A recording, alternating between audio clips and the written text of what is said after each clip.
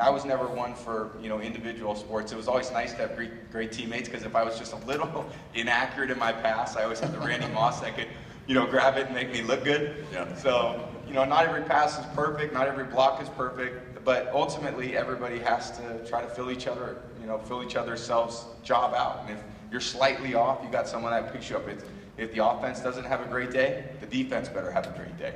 So that's about complimenting one another, and it's about a belief in one another, trust in one another, that you're going to go out there and you're going to give it all you got to hopefully accomplish, in our business, winning games. So playing quarterback in the NFL has got to be one of the hardest jobs in the world. I mean, I'm sure there's some great stuff. I'm sure it's not completely bad. The good outweighs the bad. Yeah, right, exactly. I think that's probably accurate. So, but leadership.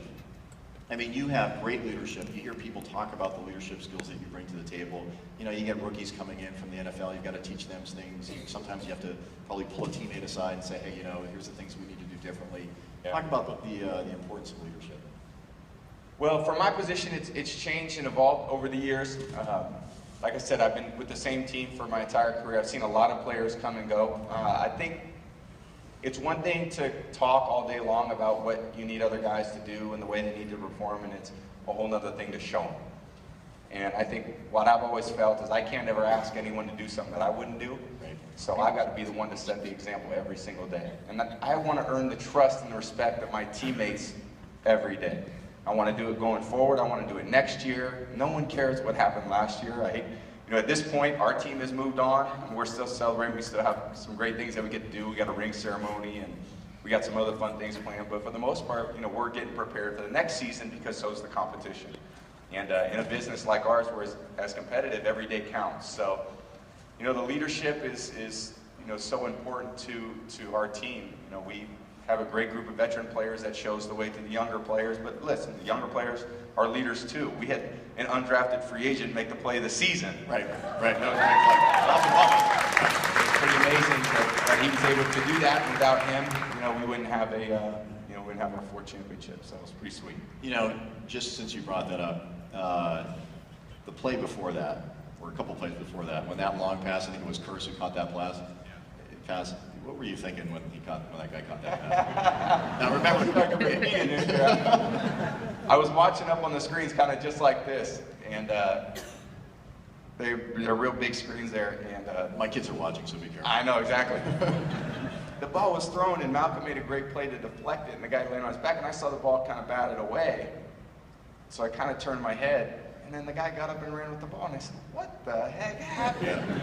And they showed the replay. I couldn't believe it. So, fortunately, our defense, really stepped up and made a play. They were on the 2-yard line. Not many teams could stop the best running back, and one of the best running backs in the NFL, one of the best running quarterbacks in the NFL from the 2-yard line. I'm ultimately glad they chose to throw the ball.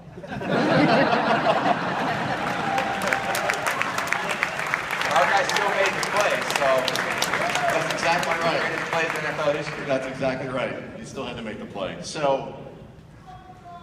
I could get up in the cheap seats up. It was like the monster seats up there. That's where the 25-cent beer seats are. So, it's just like Fenway. Anyway, you're actually pretty active with social media and technology, and so you use it every day. We've seen some of the tweets.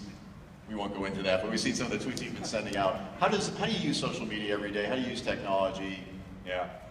It's a different world, and especially for professional athletes. And I think one thing that we really try to do, myself and my team who handles a lot of them, some of the 2 guys that are most responsible are here with me today, who handle mostly Facebook is what I involve myself in with social media. And we've talked a lot of different ways about engaging the fans. And it is a great platform for athletes to be able to share things that you want to share, not necessarily what the media outlets want to always show. So I think it's been something that we really that they've done a great job of really encouraging me and pushing me, because in some ways I'm very protective of what I want to show people. Sure.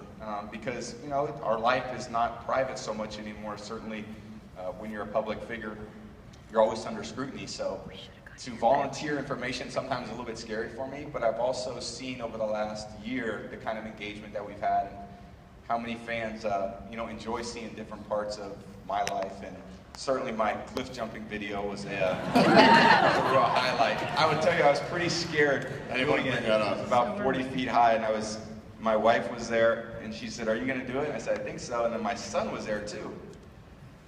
So sometimes in life, impressing a girl is still one of the best things.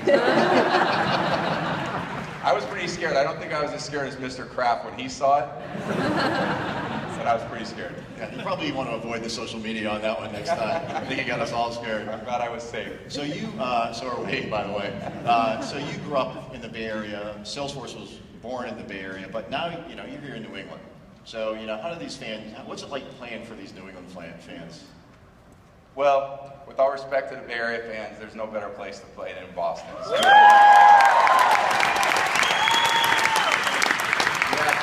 have a sports culture here, and when I got here, it very much was a Red Sox town. They really dominated the headlines, and we were fortunate to win in 2001 and really get people interested in football again, and had such a great run over the last 15 years. I think it's we get so much support in the community.